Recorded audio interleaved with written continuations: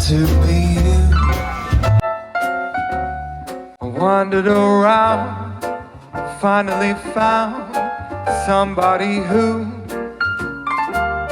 could make me be true, make me be blue, and even be glad just to be sad, thinking of you. Oh, some others I've seen might never be me, might never be cross, try to be boss, but they wouldn't do.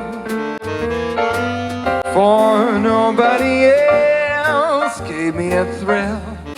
Though your faults, I love you still.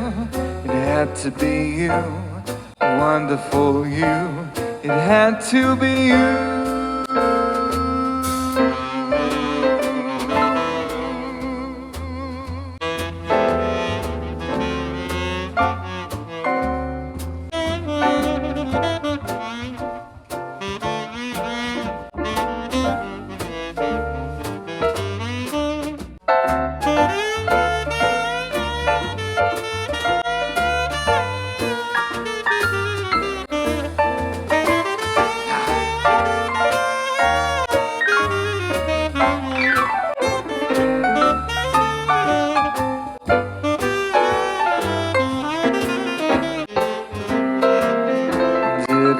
To be you, it had to be you. Wandered around, finally found somebody who could make me be true, make me be blue, and even be glad just to be sad, thinking of you.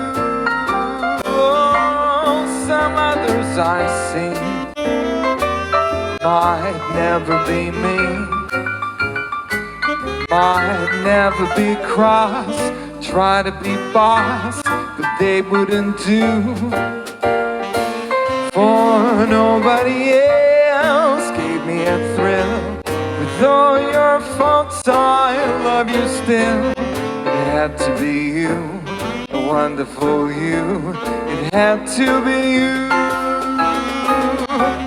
It had to be you, a wonderful you. It had to be you. Oh, it had to be you, wonderful you. It had to be you.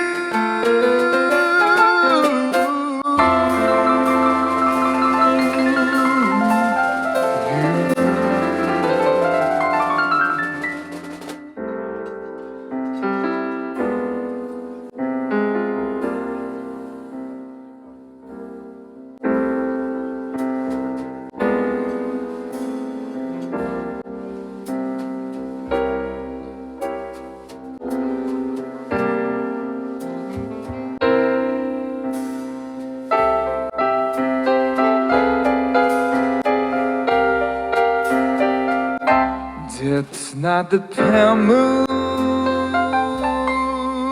that excites me, that thrills or delights me. Oh no, it's just the nearness of you.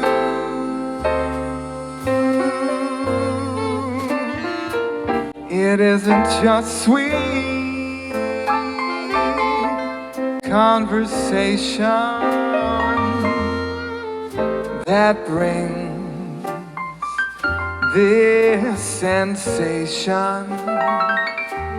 Oh no, it's just the nearness of you.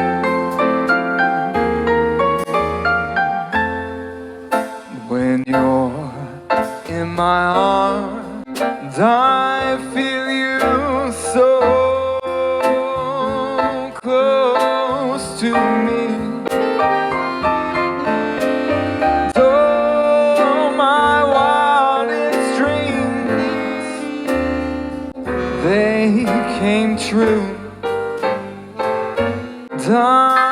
I need no soft lights to enchant me. If you only grant me the right to hold you ever so tight, and I feel in the night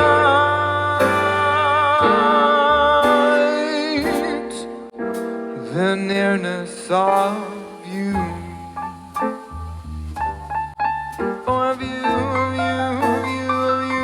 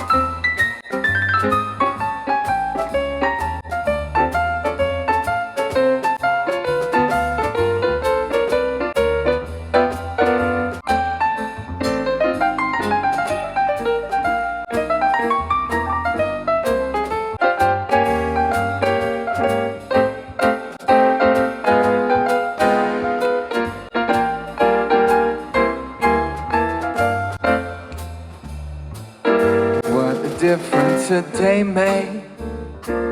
There's a rainbow before me. Skies above could be stormy. Since that moment I'm blessed, that thrilling kiss. It's heaven when you find romance on the menu. What a difference a day made, and the difference is you. The difference is you. Oh, the difference is you.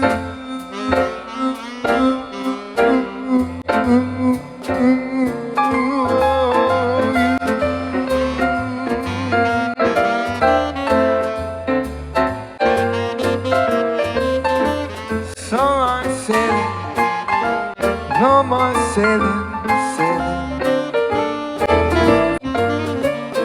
Goodbye sailing, sailing, no more sailing.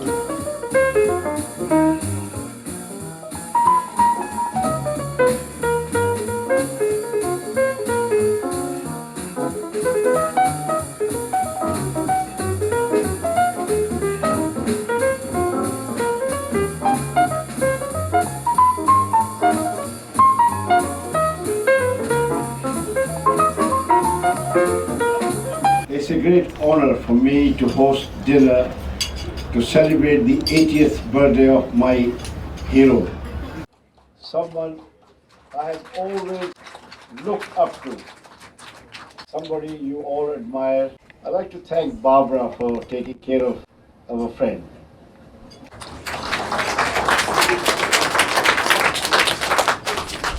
Behind every successful man, there's a woman. In case of Tony Deepji, is Barbara. Yes? In a classroom, a teacher was asking students, what is the meaning of behind every successful man there is a woman? They all kept their hand down. One guy put his hand up. He said, teacher, that means find a good woman, forget about the studies. So this is the story of Barbara, who worked with Deepji right from the day one and helped a great businessman. You know, in this life, we only have one life, and there are very few people who benefit others. I will not be exaggerating if I said Deepji has benefited through his life quite a few people. His life is a success because he has not been selfish guy. He's been a man of family, man of community. He's a pioneer in his business also, that people have emulated, learned a lot of business through him, and I'm one of them who has learned a great deal from him. He has 3 wonderful children. Nina, who has worked very hard to put this dinner together. Roger has helped by accompanying Nina, and Paul has helped through his checkbook. So anyway, we are here to celebrate the birthday of a remarkable gentleman who is a very generous man, very family-oriented, community-oriented, and we really look up to him. And I have cancelled. My wife is here. She had booked for me to go to Dubai today in the morning, 10 o'clock. Then I said, look, I am booked to host a dinner for Mr. Wouhra. She straight away paid extra £100, which I'll be billing Mr. Wouhra, to change it to tomorrow morning, 10 o'clock. So tomorrow, this time, I'll be in Dubai. But anyway, what can I do? There is a generosity of Indian businessmen. This is my final word. I've been told not to speak for 2 hours or 3 hours, so I had to be quick. But this is the generosity of Indian businessmen. At a deathbed, he wanted to give his family parting gifts. So he was lying on a bed, a nurse, wife, and 2 sons. And he said to his dying wife, Kanti, that's the Indian name, Kanti, you have been a wonderful wife for 48 years. I'm now leaving you, but you've been dedicated, you served, you looked after me. I'm giving you all the houses in Marylebone. Then turned to his son, Jitesh, you've been such a wonderful boy. You have always been obedient. I'm giving you all the shops in Park Lane. Then he turned to his youngest son, Mohan, I'll give you all the flats in Notting Hill. At this, the nurse turned to the wife, he said, how lucky you are. You have such a wonderful, generous, kind husband. He's giving you so much. He said, generous, kind, my foot. He's a milkman, giving us milk rounds.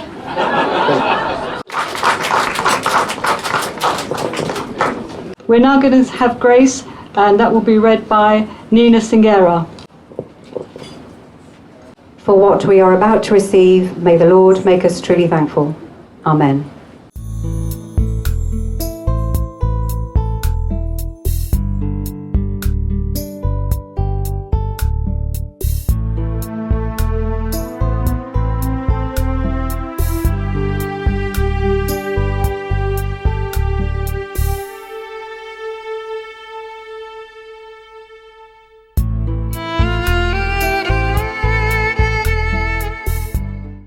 everybody, and thank you very much indeed for hosting this evening, Lord Ranger, and thank you, Tony, Nina, and the Wouhra family for the privilege of being here. I first became a fan and an admirer of Tony when I was working for HSBC in the Midlands around the millennium. Going to see some of our most important customers to try and present myself and understand a bit about their business. And only a few made a really deep impression on me, and one of them was Tony. And I want to just tell you why. Because there were a lot of good businessmen, but very few really struck home as being truly innovative, thoughtful, and actually really detailed around their business. And I remember to the day going to East End Foods up at the Hawthorns ground there, Tony, and you taking me around both the cash and carry and the spice warehouse. And what struck me were a few things. You knew a lot of your customers by name. You knew your staff. You knew the price of everything. You knew what you bought it for. Whether it was in the spice warehouse or it was in the cash, whatever it was, you had the detail. And of course, you were ably backed up in banking matters by David, who always knew better than I did what the balance was in the bank account, and always knew the exchange rate to 1 decimal point more than everybody else. And a fantastic team it was. And I came away truly impressed with our business. And over the years, I've kept in touch with Tony as my career took me on to do various things, and he's been kind enough to keep in touch and to involve me in all he's been doing. And some of it, of course, was developmental about East End Foods and giving back to the community and keeping that core of the family around the business. But I got a call from him around the time when he invested in the new head office at the old HP site, if you remember, Tony. And he said, you've got to come and see it next time you're up in Birmingham, Alan, because I want to show you this urban farm I've got going. And I think, urban farm, what's going on? Okay, Tony's a visionary, let's go and have a chat. And I remember turning up and watching that wonderful spiral where you were growing hydroponics, yes? And all this visionary stuff. And of course, it was a bit lost to me. I was only a kind of cautious banker, and I'm going, Tony's always invested, he's always been really good. I'm not quite sure about this. But it seemed to me quite visionary and giving back, and Tony had a real zest. You could see the fire in his eye to make this happen. And then, I don't think I've ever told you this, but a couple of weeks later I had to be in Shanghai, and I was sitting down there with one of HSBC's brightest and best executives, who was also very involved in community work around Shanghai with the poor. And we're going through what he was doing, and he said, I've got to tell you, I've got this really innovative, great thing, you'll never have heard of it going on. We're going to create vertical farms, urban farms for the poor in Shanghai. And it's all based around this science. You'll never have heard of it, called hydroponics. And I'm like, can I stop you there? There's a venerable, excellent business leader in Birmingham who's already done all this. You're behind the times. And, it was absolutely wonderful to see the shock on some young executives full of energy to know that, Tony, your vision was not just ahead of your time in the UK, but it was leading across the world. And,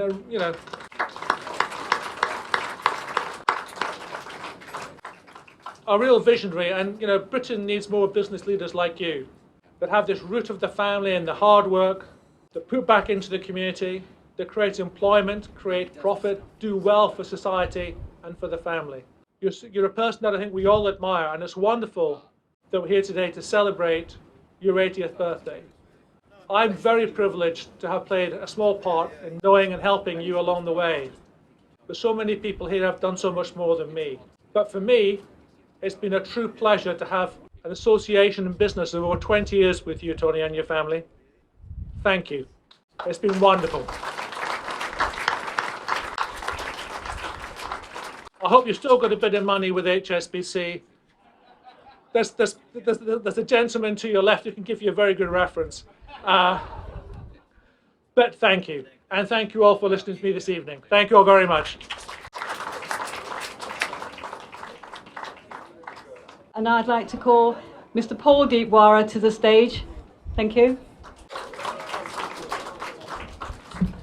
My lords, ladies and gentlemen, we put together a little video of my father and some of his achievements over the long journey that he's had. And believe me, it was quite difficult cramming 80 years into a number of minutes. But of course, we couldn't put everything in there. But the major highlights we have put together, and we hope that you enjoyed. It tells a bit of a story of his journey, and we had a bit of fun making it. So please.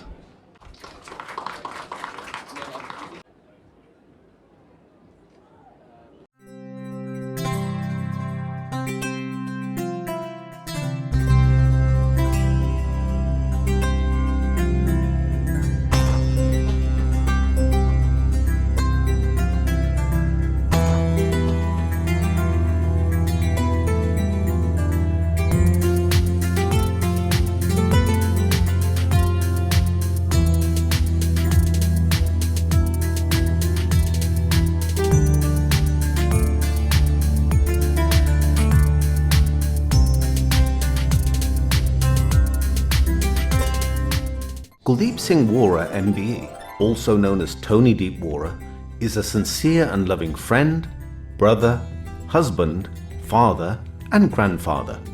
He told me that some of his first memories go back as far as August 1947, when he was only 5 years old. Both he and his elder brother, Trilok Singh, TS, were visiting their grandparents in Wouhra, situated in northwest of British India. The British left India dividing the country into two parts, forming Islamic Pakistan and secular India. Muhammad Ali Jinnah wanted an Islamic republic and Pandit Nehru wanted a secular India. It was unfortunate that the part of India where Tony's grandparents lived was sectioned into Pakistan, while Delhi, where the two brothers lived with their parents, remained in secular India. The most unfortunate part was for Hindus and Sikhs to go to secular India, and Muslims could move to Pakistan. Tony, his brother TS, and their grandmother escaped on the roof of a train to India, leaving behind their grandfather, the pillar of the family. He was unfortunately stabbed to death in that civil war on a train bound for India. However, the formation of Pakistan brought such bloodshed to the civil war that ensued, the coming generations could never forget it. The Wouhra family's economic situation got worse as they left all their properties behind in Pakistan. Tony's elder brother TS graduated from Delhi University and got work in a government job. With a large family to support, Tony, with his basic high school education, had to find a clerical job. White-collar middle-class families in India usually struggled to get by. In the late 1950s, a lot of young college boys used to aspire to go to England to fulfill their dreams for a better life. Indeed, this idea also appealed to Tony, and he became determined to go to England. With the help of his family, friends, and much effort, he finally reached the UK in 1961 with very little money on him. In those days, everybody leaving India was allowed only £3. And so my story wasn't any different. But the race was to beat the deadline of the immigration law that was coming into force in 1962. I was grateful to be able to beat that. Tony was on a modest wage of just £7 a week, out of which he had to help out his family too. As a result, Tony was always in debt since he religiously maintained monthly payments to his family in India. I got a labourer's job with Wolverhampton Council mixing sand and cement. I really had to be thankful for that. He joined Wolverhampton Polytechnic at the evening classes. There he met another student, Barbara, who referred him to a poultry farmer in Old Brighton, just outside of Wolverhampton, as he wanted to do more than just a job. Tony started to sell eggs from door to door. This part-time work actually earned him more money than his full-time job. In 1964, he left his job and ventured into opening a small food shop, which he expanded into a small wholesale business selling eggs. In 1967, his elder brother TS requested that he wanted to come to the UK to qualify as a barrister and that he had to be a clerk in a law office. He was now able to come to England.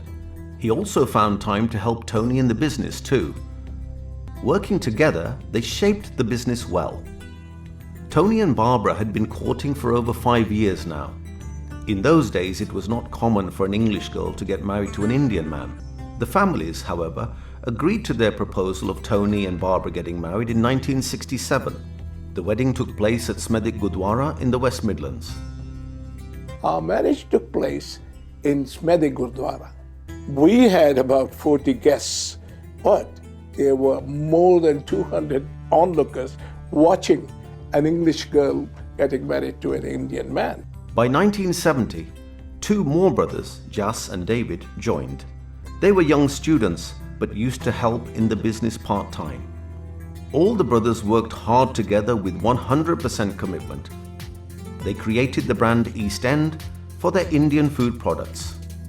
In the early 80s, East End joined Landmark Wholesale, a large UK buying consortium which gave another boost to their expansion as they added British FMCG brands to their range. Combined with sourcing high-quality raw material and premium packaging of Indian food ingredients, the East End brand became popular with the consumers.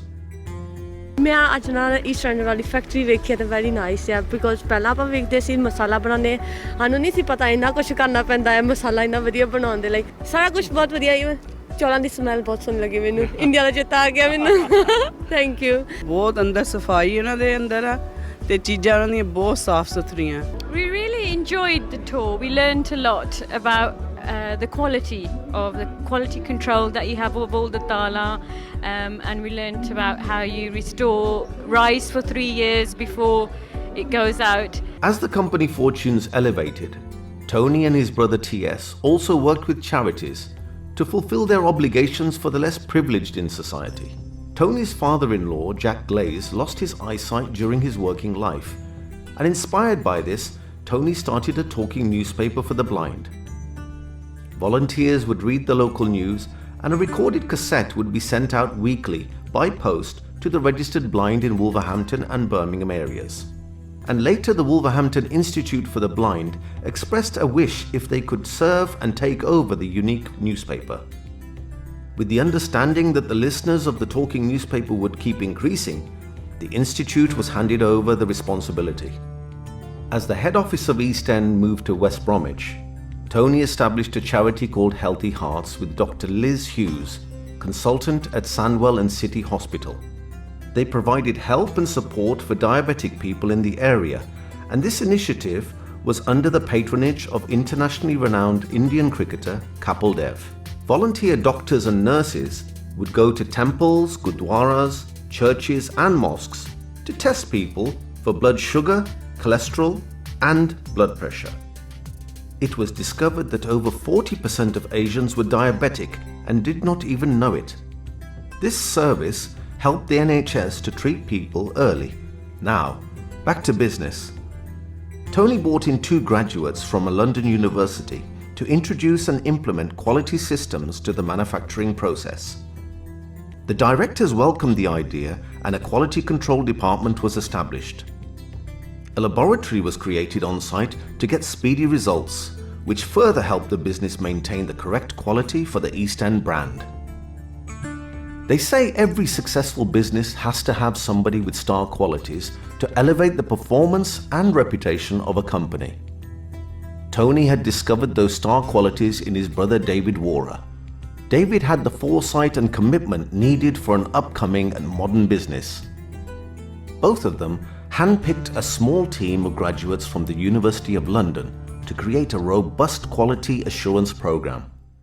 At East End, we make sure that the quality of our produce is the best from all over the world.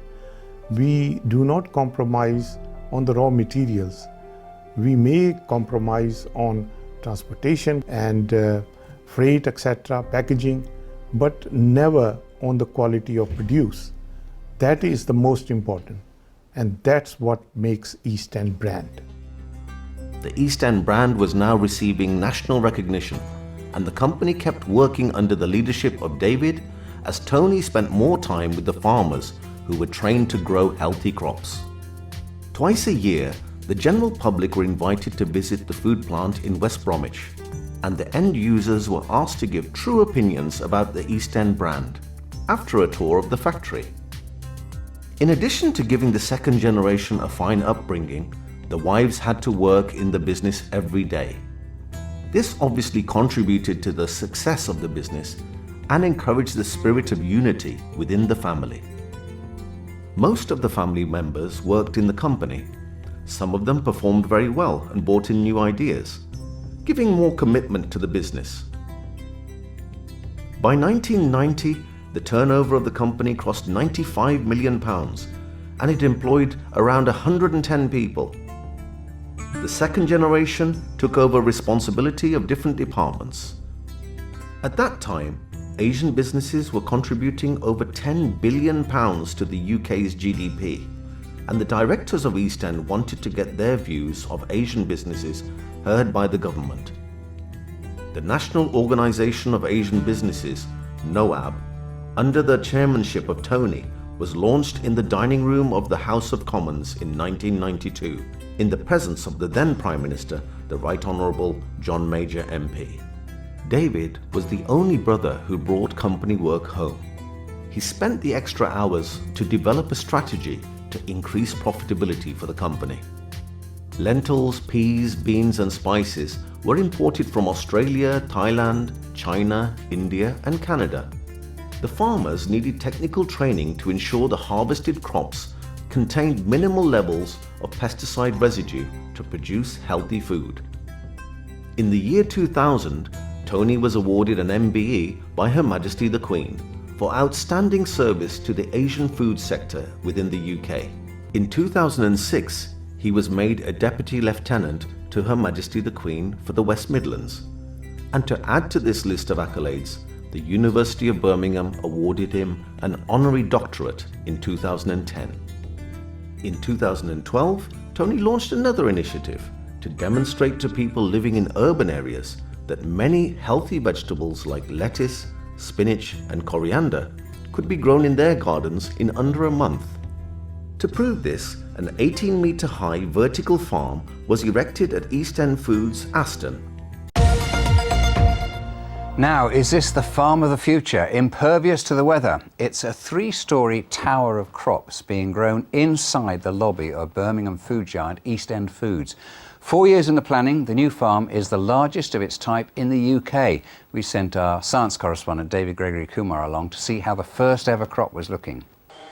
Could this be the future of farming? Crops orbiting artificial light, filling the lobby of East End Foods in Birmingham.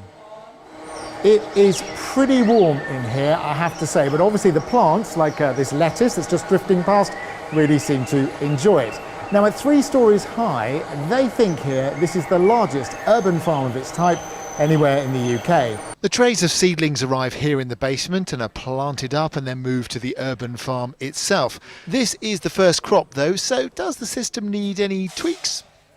Definitely, there's a lot of tweaking going on. This is very much the first harvest. We are ready now to harvest a lot of the vegetables which are growing.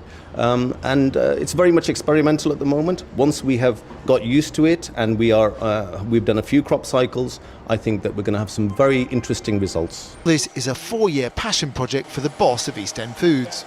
We urge people to cut out their meat by 10-15% and increase the vegetables. So you could go with the nutrient and grow it in your garden and enjoy the same kind of facility as indeed you see there. In February 2013, Prime Minister David Cameron decided to take a business delegation to create better business relations with India. Both Tony and his son Paul went with the largest business delegation ever taken by a British Prime Minister. Paul enjoyed this business trip and found it very educational. Prime Minister Cameron visited the Golden Temple in Amritsar, and he also personally visited one of East End's largest rice suppliers. The Prime Minister encouraged Tony and Paul to expand the business into India. Important spices are grown in India, and that needs a strict control on chemical input. Tony took this challenge at the age of 73. He left the UK with the intention of building a state-of-the-art spice plant in Pune, Maharashtra. He started working with farmers in 3 large spice-growing areas: Maharashtra, Andhra Pradesh and Rajasthan. After working in the UK for over 50 years, it was a difficult task, but Tony's friends like Lord Rami Ranger gave him full encouragement and support for the project. I have admired Mr. Wouhra, Tony Ji, ever since I arrived in this country. He is a pioneer. He has broken many sound barriers for our community and inspired many people like me. When at the age of 73, he told me he was going to India to set up a new project. As you know, he's a perfectionist. He wanted to produce all Indian masalas with maximum purity. And I was quite shocked. And I said, Tony, this is a very difficult project to deal in India. But then I saw the enthusiasm of his son, Paul. Then I said, look, we have to give youngster a full support. Tony never ceased to surprise me. Even at the age of 80, I'm sure he will have another project. Paul, Tony's eldest son with over 25 years experience in the business, realized that Tony was taking a hell of a chance at the age of 73. So he told his father that he would join him in this challenging venture, and he made a significant sacrifice and moved to India with his wife and 2 children. Tony knew that children born in the UK could not easily fit into a strange environment such as India. Indeed, he was amazed that his son was not afraid to make such a sacrifice. With a lot of hard work, both father and son convinced over 4,000 farmers to join to take part in contract farming with technical training and discipline. The project was called AgriPure. It was difficult to recruit the farmers in the first 4 months, but once they knew that we'd buy back the produce at a slight premium, they happily joined the program. AgriPure would provide them with the best quality seeds for planting. In the event of any disease to the plant, the agronomists were at hand to advise the correct treatment. Every disease to a plant cannot necessarily be treated with chemicals or pesticides. The agronomists employed by the project would visit and advise the right way forward. Very often, manure made with cow dung works as a simple remedy. This training gave the farmers confidence, and they got better yields, a better price, and the end user received healthy food. And as a food import company, we would receive fresh produce to the European standards, and this would help to elevate our brand. The chemical supply companies did not like this. They give the farmers credit facilities for the chemicals used during the crop cycle. In return, their men would be standing by to recover debts at the time of harvest. This constantly kept the farmers under the debt of these very powerful and financially strong companies. Indeed, the mighty chemical companies will constantly hinder the work of organizations like AgriPure, who are doing this kind of reform in India. Now that Dad is 80 years old, I told him to slow down a little and devote some time to a hobby. To that effect, in July 2021, we organized a supercar rally from Andorra to Monaco. And he actually took part in that rally and enjoyed the drive at the tender age of 79. How can you beat that? Passion always has a special place in their hearts. Tony and Paul are now working in Spain and Portugal.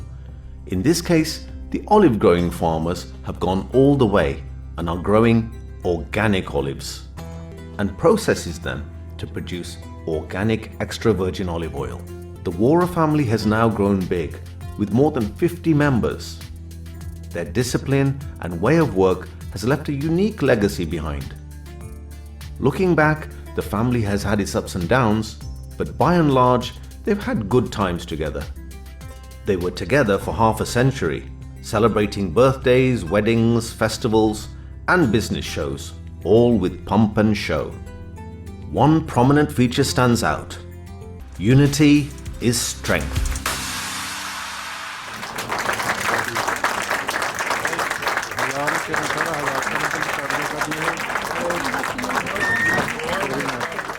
Wow. When they said it was 20 minutes long, this is the first time I've seen it tonight, this video.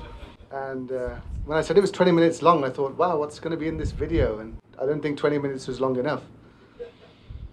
Absolutely fantastic. Really, really well done. I actually can't believe that yesterday, 10 years ago yesterday, we had our 40th anniversary, East End Foods anniversary, in the members' dining room of the House of Commons. Can't believe it's been 10 years. But can you please ensure your glasses are all full? I'd like to make 2 toasts this evening. The first is to absent friends those for whatever reason couldn't make it here tonight, or indeed our good friends and relatives who are no longer with us. To absent friends,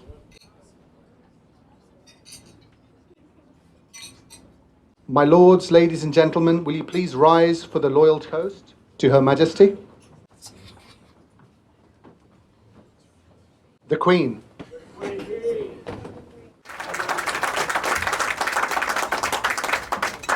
The Lord Ranger, half asleep on his phone over there, got up and said to you that behind every great man, you got that wrong, sir, behind every great man is a surprised mother-in-law.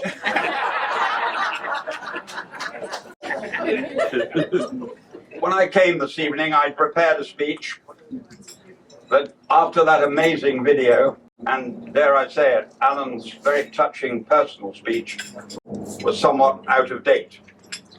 So I'd like to talk a little, if I may, of my love of India. And seeing Capel there, like you, sir, an old friend. My life began with the Indians at Oxford University, with the Nawab of Patodi, who was captain of Oxford and captain of India when I was up. And we became friends because we were in the sporting club together. And we remained friends for our entire lives.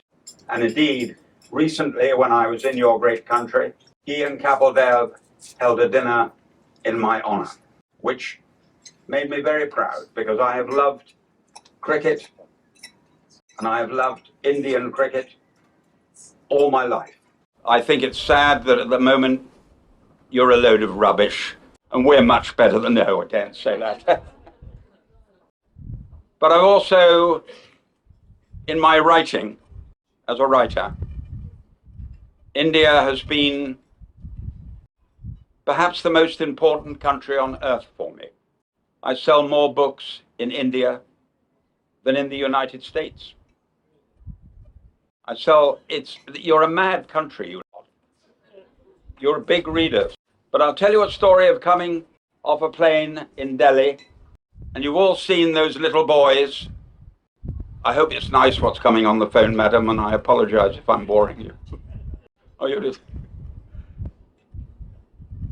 You've all seen when you get off a plane in Delhi and you go in a car and you start moving into the town at 3 miles an hour.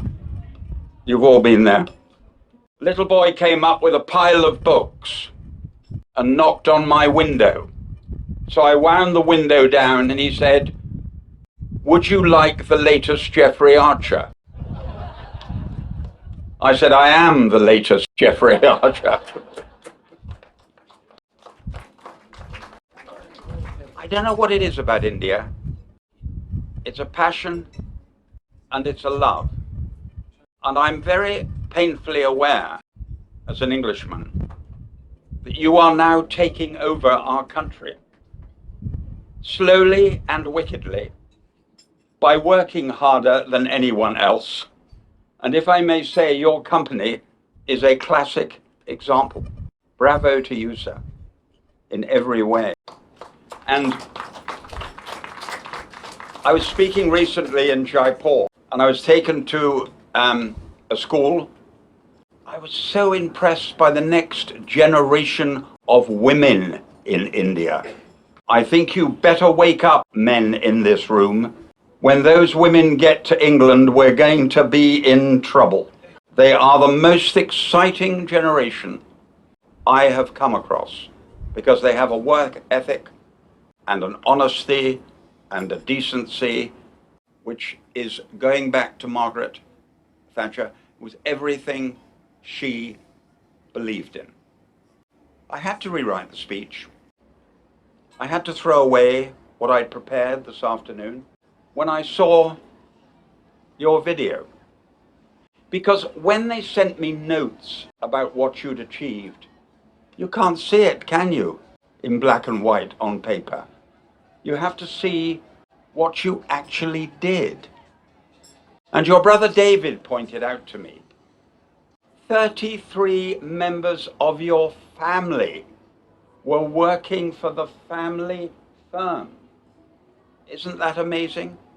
When you have a great business, as Alan will tell you, you always need a visionary to start the whole thing off. And it's the visionary that does it. But it struck me, watching the video, listening to Alan's speech, that the combination of you and David was a pretty startling combination. And I believe David deserves this evening as much praise as the birthday boy.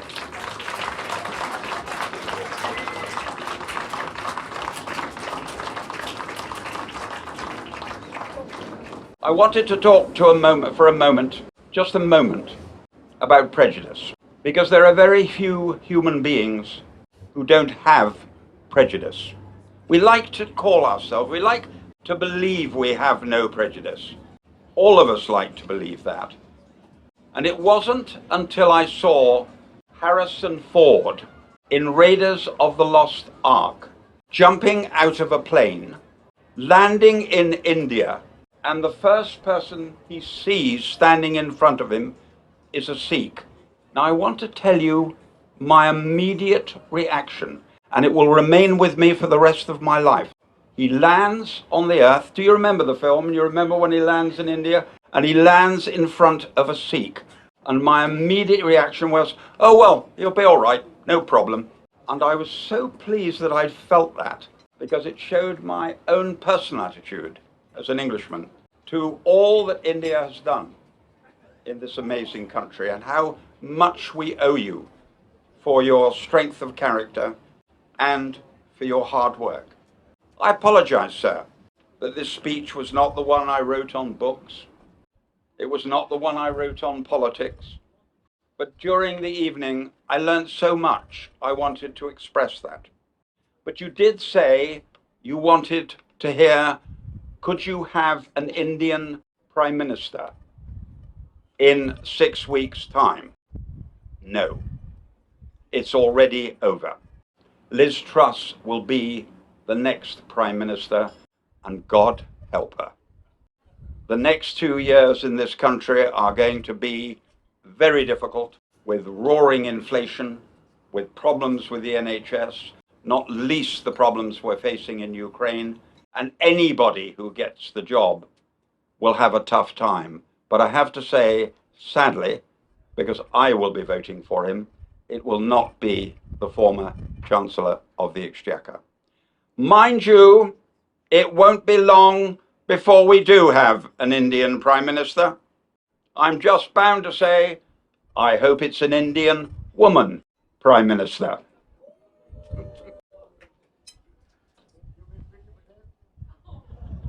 I wanted to say my own philosophy, sir, because I was going to make a speech about books, because I owe so much to the Indian people. The editor of your Indian Times told me that 50 million people in India have read Cain and Abel. So I reported this back to my company in London, and I got in touch with them to confirm, and the editor said, we actually think it may be nearer 100 million people in India. And they explain this very difference between the Indians and the rest of the world. In England, 2.1 people read a book. If they get a book, 2.1 people read it. In America, 2.3 people read it. In Canada, 2.4 people read it. In India, 18 people read a book. And that's the difference. It's not just in the family, it goes around villages, it goes around, it's just, so he said, we have no idea how many people have read Cain and Abel, because we don't know how many people have read each one. Can I just say, while I am in this company about writing, my favorite author is R.K. Narayan. What a wonderful storyteller. What a wonderful writer. And it's shameful that he never won the Nobel Prize. He remains, for me, one of the great writers of all time. I wish I'd met him. I met his brother in Delhi, but I wish I'd met him. I wish I'd met the old man before he he died, but I did not have that privilege. And so again, I apologize that you didn't get the book speech, you didn't get the political speech. You got how I feel about India and how I feel about our 80th, about our birthday boy. So I'm going to ask every one of you to rise and toast the health of the birthday boy. The toast is, no, you stay sitting down. Toast is the birthday boy. And I wonder if you would be kind enough to remain standing so that when I return home this evening and Dame Mary says to me, how did the speech go? I will be able to say with hand on heart, they gave me a standing ovation. Thank you very much, Lord Ranger. My lords, ladies and gentlemen, and I'd like to call upon our guest of honour, Dr. Tony Wouhra, MBE, DL, to say a few words. Good evening, ladies and gentlemen. I have got to put my foot rather firmly after that many red wines, you see. Now you've heard absolutely a lot this evening with a video that was never shown to me, and I think there was some kind of conspiracy going between Lord Ravi Ranger and my children, and they put these things together. They did ask me that they are writing something, and I said, be kind and only write what is truth. Don't write anything that is untrue. So this happened, how much justice they did, I think they did pretty well. But coming back to this glorious historical setting that the boys and girls have arranged this function, and of course my host, Lord Ranger and Lady Ranger, they never let me know too much about it either. I was never fond of celebrating my birthday, as every time I reached 29, 39, 49, and I got stuck for 7-8 years. You've heard that before. This mostly happens with the ladies, but it's been happening to me. When I came to 69, I thought it's a bit difficult to carry on that 9 business, and I came to the floor and said, fine, I'm 70, and now, of course, the face tells as well. I'm 80, 81, but of course, we are all going to live, and the Lord will call us one day, and the story will finish. But when we go, have we left this earth with better than we found it or not? Perhaps we all got to think about that. So never leave this world worse than you found it. In earlier years of my life, I've been guided by friends like Alan Kerr, and as you know, finance is very important. If you haven't got the finance in place at the right time, you'd definitely go wrong.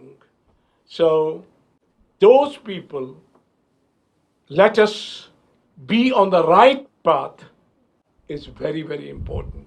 And Alan Kerr has been very kind and looked at our situation and was not an irresponsible banker, but he gave us a lot of support because he thought that these guys may not be so untrue at the end of the day. Now that Alan chairs or is a member of many boards, he has told many people in these conversations, and I'm so glad that Stella and Alan are both going strong, strong, strong. Ladies and gentlemen, life goes with good friends, and today, so many of them, Dr. Pasi, Devan Singh, Prithvi Chopra, so many friends have left us, and they left us all younger than me. They were older than me, but they went beforehand. So we all, dear friends, remember them on that day. My elder brother, he left.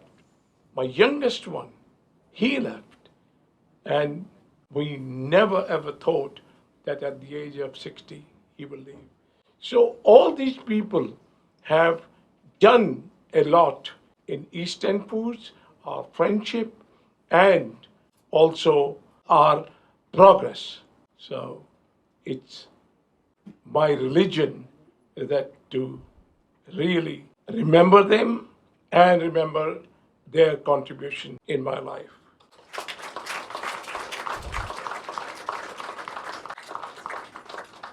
Heard that there is a young lady behind a man's success.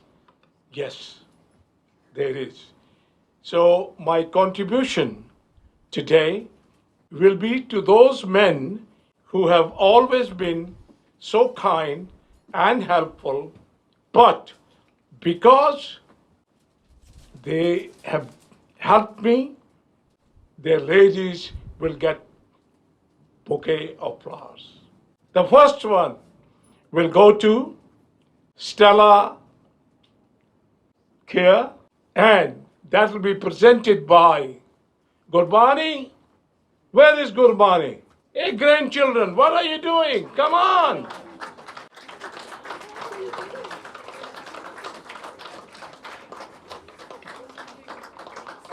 And next one is Sahib.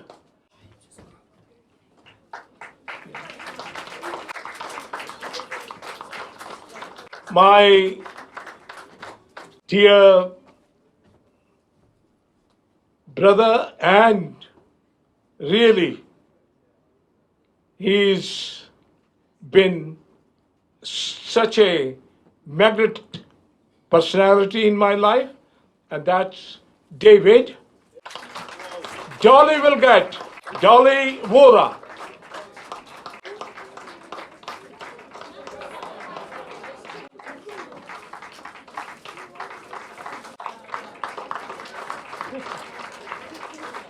Maya, may I present one to my dear friend, Lord Ranger.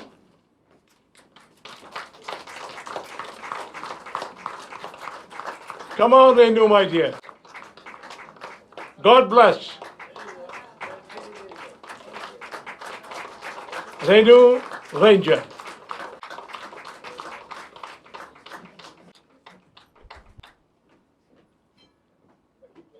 May I present one for Lord Archer to take home for Mary Archer, Dame Mary Archer.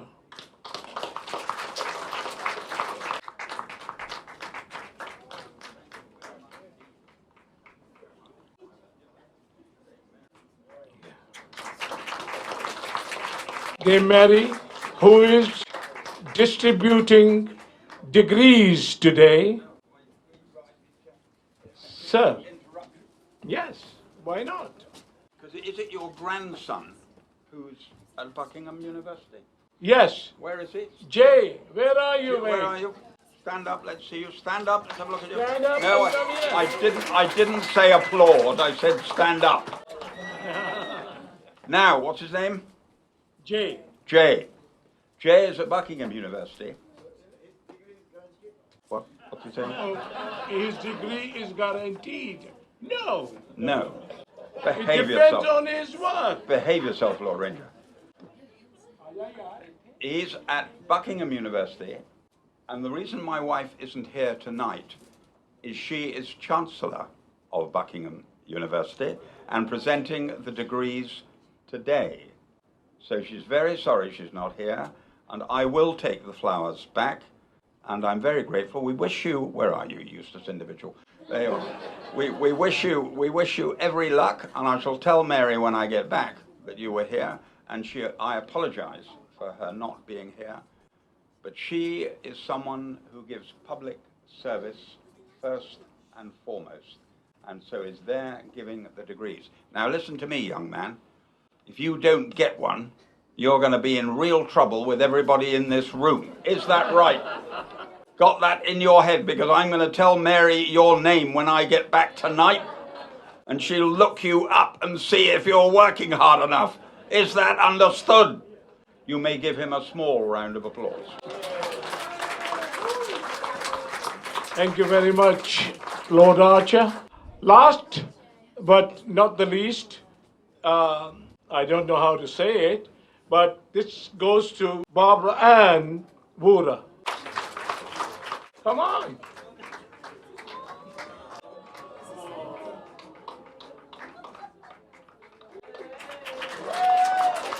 Thank you ever so much. My thank you to Nina Sengera, my daughter, who's done all the paperwork in order to organize, and as Lord Archer says, it was well organized. That means it was well organized. The contributors in the background have been Paul and Roger. Ladies and gentlemen, I hope you have enjoyed the evening just as much as I have done. Thank you ever so much, and we'll meet again.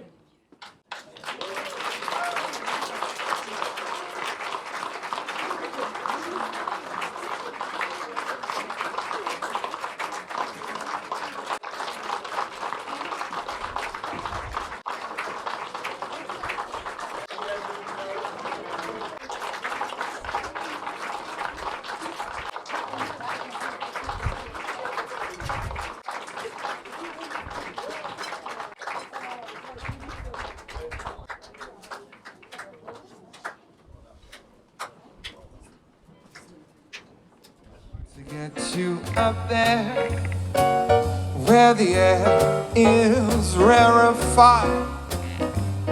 We'll just glide so starry-eyed. Want to get you up there, I'll be holding you so near. You may even hear the angels cheer, because we're together. Weather-wise, it's such a sunny day. Would you just say the words and we'll take some birds down to Acapulco Bay? And it's so perfect for a flying honeymoon. They say, come fly with me, let's fly, let's fly.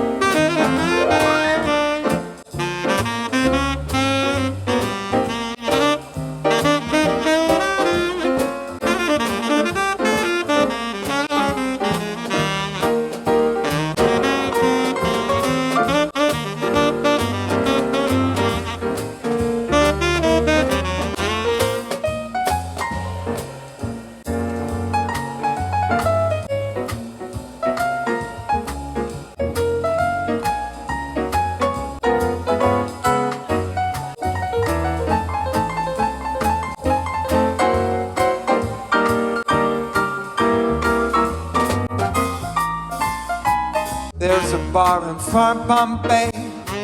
Come on, fly with me, let's fly away. Come fly with me, let's float down to Wouhra. There's a one-man band and he'll tune his flute for you. Come on, fly with me, let's take off in the blue. Want to get you up there where the air is rarefied. We'll just glide so starry-eyed. Want to get you up there. I'll be holding you so near. You may even hear the angels cheer, because we're together. Weather-wise, it's such a lovely day. You just say the words and we'll take some birds down to Acapulco Bay. And it's so perfect for a flying honeymoon. They say, come fly with me, let's fly. Back up, let's fly away. Don't tell your mama.